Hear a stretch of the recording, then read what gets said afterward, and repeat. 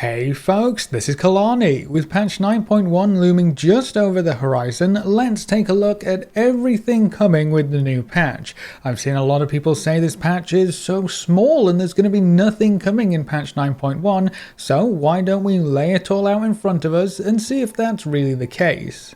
The first thing I am incredibly excited about is the new raid coming in patch 9.1.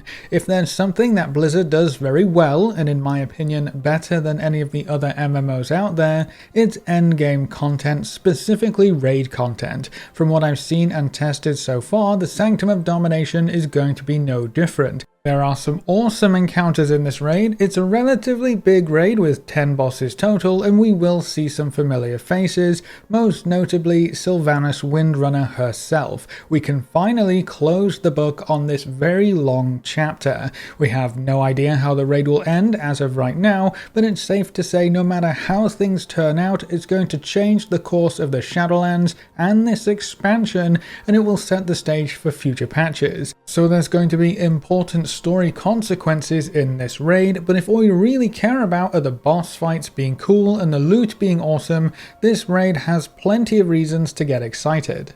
Speaking of loot, patch 9.1 will also introduce the new Shard of Domination system. These shards can only be slotted into special raid gear, and there are 3 different types of shards to collect: blood shards, unholy shards, and frost shards. They will each provide you with different powerful bonuses. Most of the bonus effects from this system are enabled everywhere in the game, but there's also a set bonus you can unlock from equipping 3 of the same type of shard. The set bonuses only work in the Maw Zone, in Torghast, and then also in the new raid. So if you're someone who loves to push through heroic and mythic difficulties of the new raid, this shard system will provide you with a lot of power to help you in your adventures.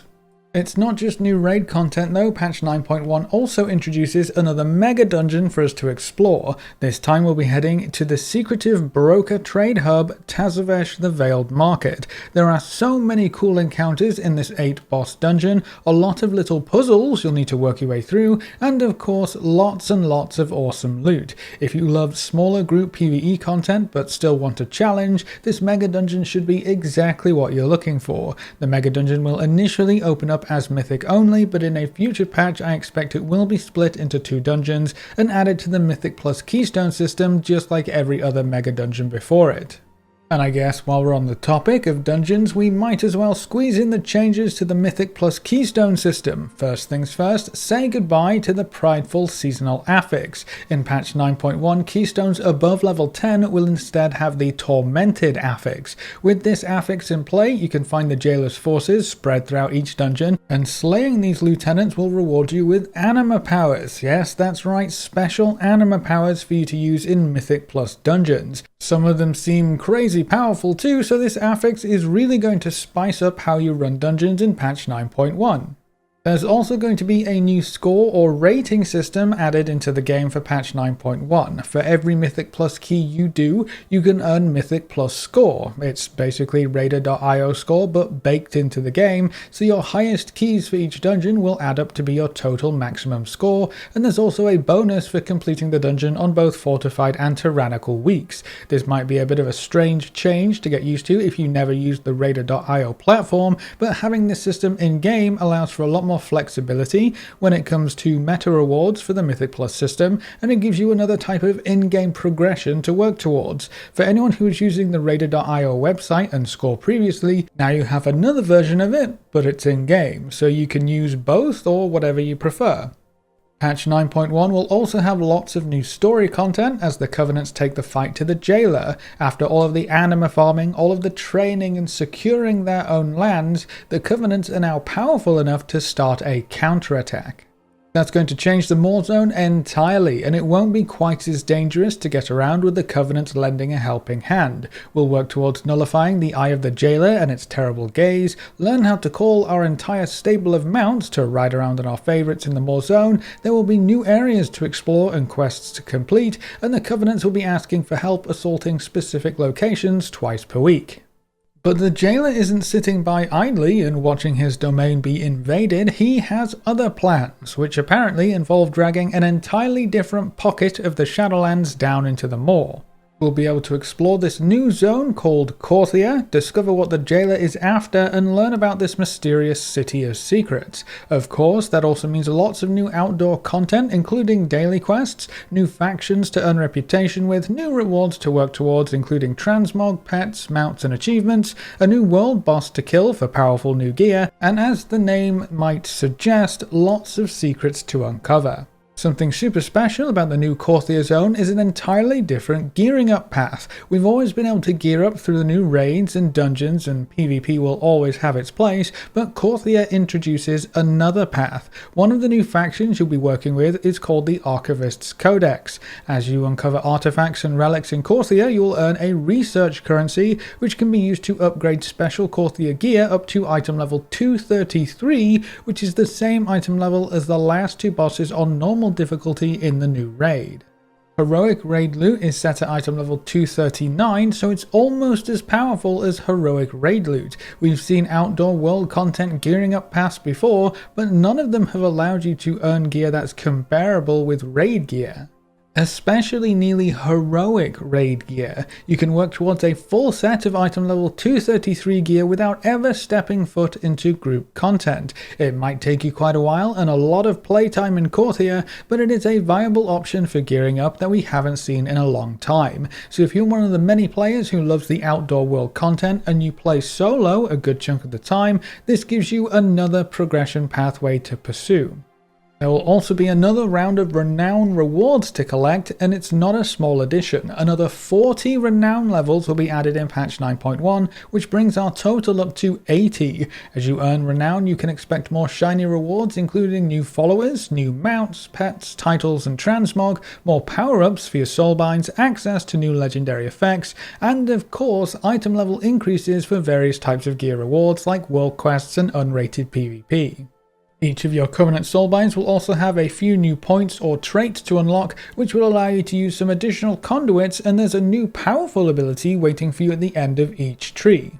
As you work your way through the new story content in patch 9.1, you will also unlock the ability to fly in the Shadowland zones, so we can take to the skies on our favourite flying mounts once more and really explore every nook and cranny of Bastion, Maldraxxus, Ardenweald and Revendreth. It's going to make getting around much faster and more efficient, and it's going to make several world quests and outdoor puzzles much easier. Not to mention gathering herbs and mining all of the nodes in sight, unlocking flying has always been something to look forward to, and it's going to be incredibly easy in patch 9.1, so you won't have to worry about any long rep grinds or time gates this time around.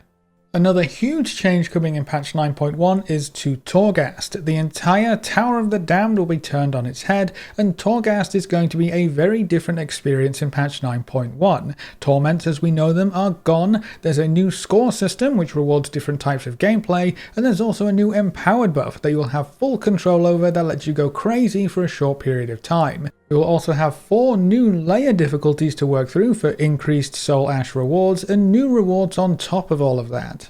Every run through the tower's floors will also earn you a new currency called Tower Knowledge. You can use this newfound knowledge to unlock traits in the Box of Many Things, which is a new Torghast specific talent tree. You can buff up your character, unlock blessings that provide massive bonuses for your Torghast runs. There's an option to let you auto loot anything and everything you kill, so you don't have to stop anymore to loot your precious Phantasma, and you can increase the potency of the empowered buff that we mentioned earlier. Everything in here works to increase your power level in Torghast, which will make runs smoother, faster, and let you progress easier through the new harder layers that are coming in 9.1.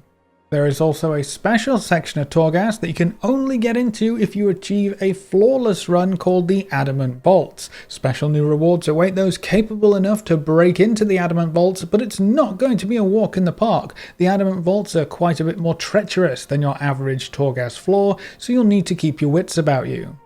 There's also a new round of goodies to collect from Torghast in 9.1, including unique transmog options, new mounts, and of course plenty of achievements.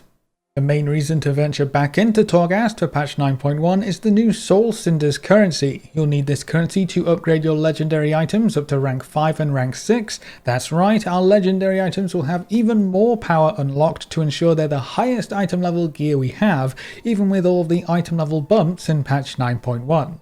Then there will also be a handful of important changes for the PvP crowd. Starting in patch 9.1, PvP gear will have an increased item level in PvP content. Right now the plan is for PvP gear to increase in power by 13 item levels in PvP content to really solidify the fact that the best gear for PvP should come from PvP. To make sure PvP gear isn't just the best gear in the entire game, the item level of Season 2 PvP gear has been reduced by 6 item levels, so essentially, PvP gear will be more powerful in PvP, but less powerful in PvE when compared to Season 1 of Shadowlands. On the flip side, PvE gear will be more powerful in PvE, but less powerful in PvP when compared to Season 1. It's a good shift of power in my opinion, and it also makes sure that the top end of PvP gear will always be the top gear for PvP, even versus the Mythic Raid gear from the last 2 bosses of the Sanctum of Domination raid. There have also been a lot of changes to PvP talents. Some have been buffed up significantly, some have been nerfed, and some have been removed completely. In their place, you can find new PvP talents that might just switch things up for you. Frost Mages creating line of sight walls, Boomkins leaving exploding stars in their wake, Warlocks mass teleporting the entire enemy team. This patch might have some of the most impactful PvP talent changes we've seen in a long time, and a lot of the new talents are fun and interesting, which should hopefully make your PvP adventures much more satisfying. And then, as you might expect with a major patch, we have plenty of class changes, balance tuning and tweaking, some profession changes, as well as plenty of new mounts, toys, pets, transmog, and achievements to collect. With all of this lying in store, I am super excited for patch 9.1. It might not be the largest patch we've ever seen, which can be quite disappointing given how long we've had to wait for it, but I think it's still going to be a blast, especially if you're the kind of player who loves to dip their toes into every type of content. But even if you're not, this time around there will be at least something to do for every kind of player and something to get excited about. But that's everything coming in patch 9.1, and that's it for this video. What are you most excited about in patch 9.1? Is there something that wasn't included in this video that you think I missed? Do you think this patch has enough new content, or do you think it's still too small? Leave all your thoughts in the comment section below. A big thank you to all of our supporters over on Patreon and to everyone who subscribed on Twitch. You can see their names floating by on screen. If you want to see more videos like this, make sure to subscribe and ring that notification bell so you never miss another video. Thanks for watching folks, good luck and have fun, and as always I will see you next time.